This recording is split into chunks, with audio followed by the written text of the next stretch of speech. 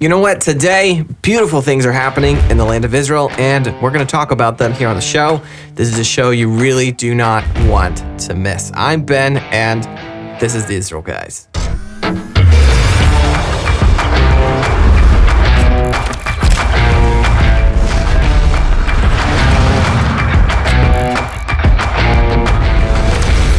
Welcome back to the Israel Guys, where we believe that in a world of Jew hatred and anti-Israel propaganda, you should have a direct connection to the land and people of Israel.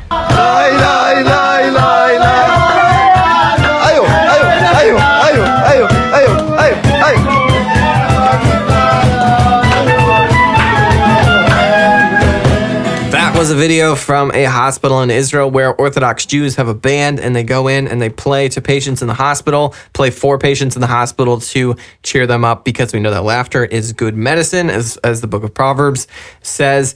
And that's them jamming out with some Arabs in an Israeli hospital. Not something you see on the media every day for sure.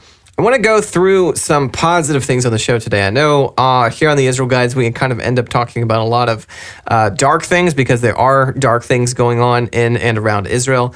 And we have to go through a lot of it here on the show. But there is a lot of positivity as well, a lot of beautiful things that happen in the land of Israel and around. And I want to go through a couple of them here today. So this story I want to start out with is from the Jerusalem Post. It says, the Defense Ministry on Wednesday announced a record of $12.556 billion in defense exports during 2022, with Israel getting a boost from the new Abraham Accords countries. These new allies accounted for almost 25% of exports. Though the report did not name countries, it is known that the United Arab Emirates and Bahrain have purchased defense products, and Morocco and Sudan are also part of the Abraham Accords.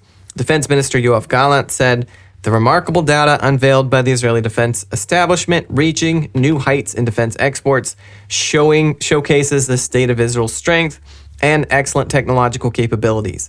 Through the creativity and innovation of both the Israeli defense establishment and the Ministry of Defense, we are not only outpace our adversaries, but also sustain our qualitative edge. So this is pretty cool stuff. I thought this article was interesting. Not only is Israel holding their own militarily in a Middle East full of Arab and Muslim nations, but they're also exporting billions of dollars to other countries of military equipment, military technology, including to surrounding Arab nations. And I thought this was pretty interesting. Not only that the state of Israel is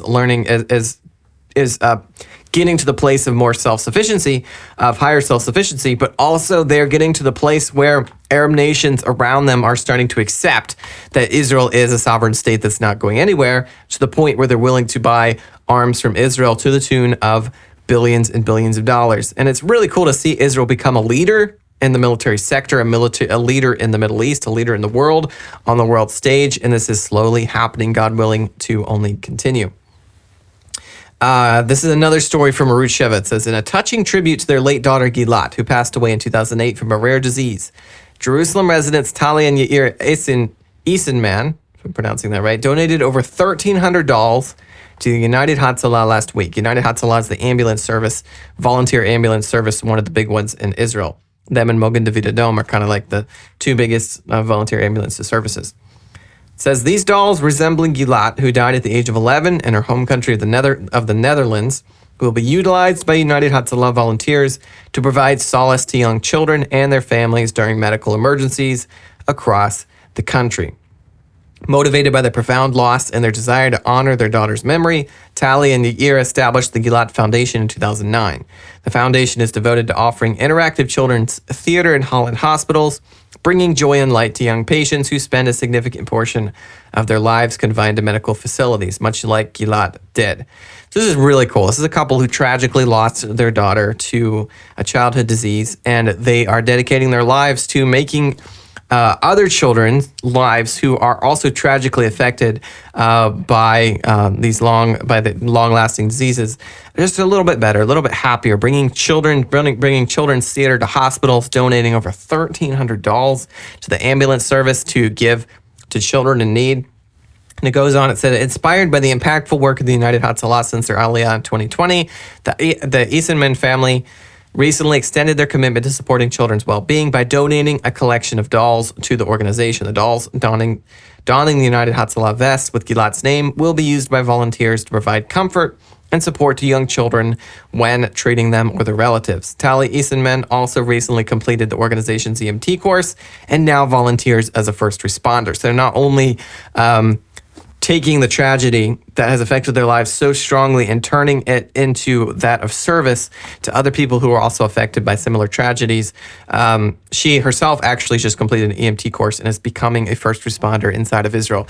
That's something I really admire. I really admire that kind of courage and strength to take tragedy and turn it into purpose. And really kudos to this family for what they're doing inside of Israel. I have a couple more really cool stories I want to get to here in a second, but first, are you ready to deepen your connection with God and experience the power of prayer like never before? I want to tell you about the Israel Bible Book of Psalms, the ultimate prayer companion that will transform your spiritual journey. Picture this: the first ever Book of Psalms in Hebrew and English, complete with a verse-by-verse English transliteration. That's right, you'll be able to read and pronounce and understand every Hebrew word in the Psalms. With this incredible edition in your hands, get ready to pray like the legendary King David himself. Immerse yourself in the beauty of the Psalms and watch your prayers take flight. You might be asking, what's a transliteration? Well, it's an English spelling of a non-English word, like writing out shalom in English using English letters for the Hebrew word of shalom in Hebrew. In this book, every single word in the Psalms is transliterated for you. It's over 30,000 Hebrew words made accessible for you to read and pronounce in English. And that's not all. The English translation in this new edition is 100% accurate representation of the original Hebrew text of Psalms. It's the world's most authentic and readable English version of King David's prayer. Immerse yourself in this amazing poetic beauty of the Psalms. With this brand new edition, you'll understand God's word on a whole new level. Here's the best part. For a limited time only, our friends at the Israel Bible are offering an exclusive discount for our viewers here at the Israel Guys. Use the code IsraelGuys at checkout to get $20 off the retail price of $39.99. That's right, you can embark on an incredible spiritual journey, unlocking richness in the Psalms and save $20 while you're at it. Don't miss out on this amazing opportunity. Click the link in the description below to purchase today. Also, take the minute right now to subscribe to this channel if you enjoy the content that we produce weekly. Helps us grow, helps you stay connected to the land and people of Israel in a way that you cannot find anywhere else. At least we flatter ourselves to say that. This is another article that's not technically very positive, but for some reason it made me laugh. This is from Arud Sheva. It says an IDF reservist stole a Humvee type vehicle without having a military license in his possession and caused minor damage to it. The soldier left his base in the Humvee without knowledge of his commanders, drove with it to his home in Petah Tikva, and took his family for a trip. During the trip, the Humvee's rooftop strobe light was damaged. After 7 hours, the soldier returned back to the base without reporting the incident. Following the incident, the brigade commander ordered to secure the Humvees at the base with a locking chain. So, technically, to be perfectly clear, never steal military equipment without permission. Never. This is steal. I mean, basically borrowed it, even though he didn't have permission.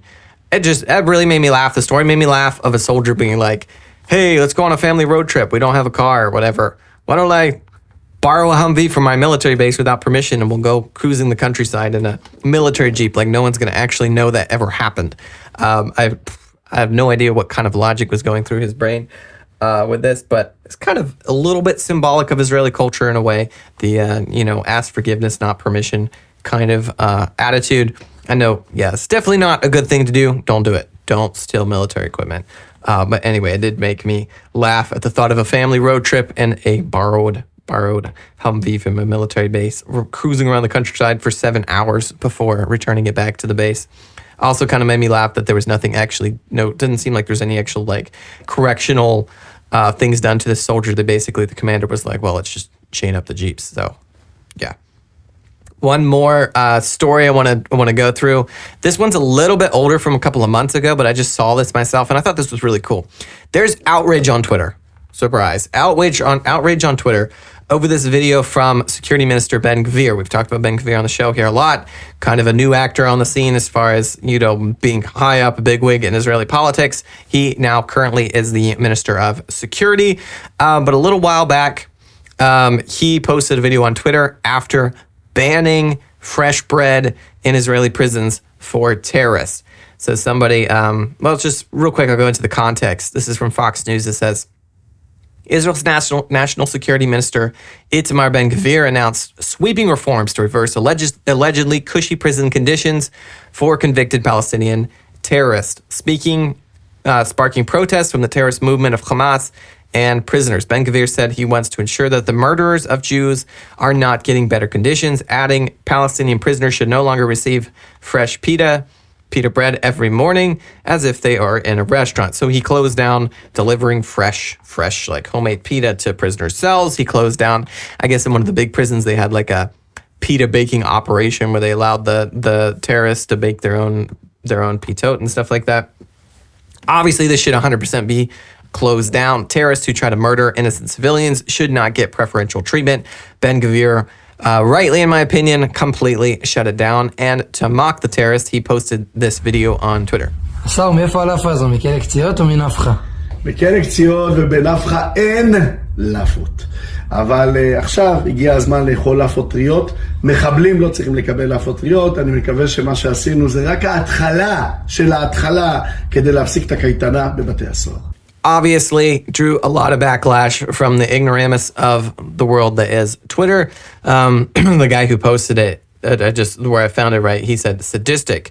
Israel's security minister posts a funny clip of him eating fresh bread after he pointlessly banned Palestinians in Israeli prisons from making bread. The immense satisfaction and delight on his face. How small-minded and dim-witted can one be to still hold top office? Obviously, guys, you cannot forget that these are terrorists. Terrorists who try to kill innocent civilians for the crime of being Jews that live in Judea. They should not be getting fresh bread. They should not be getting fresh anything. If it were up to me, convicted terrorists who tried to kill innocent civilians should be given the death penalty, very least life upon life, extended prison sentences with no extra luxuries thrown in the boot. So kudos to Itamar Ben-Gvir. I love what he's doing here.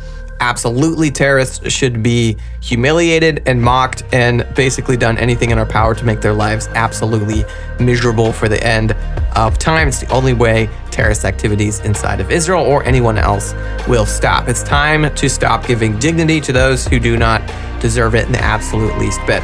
Subscribe and get the conversation going down below. As always, tune out the fake news and tune into what is actually happening here in the land of Israel. We'll be back every day, Monday through Friday, with your direct connection to the land and people of Israel.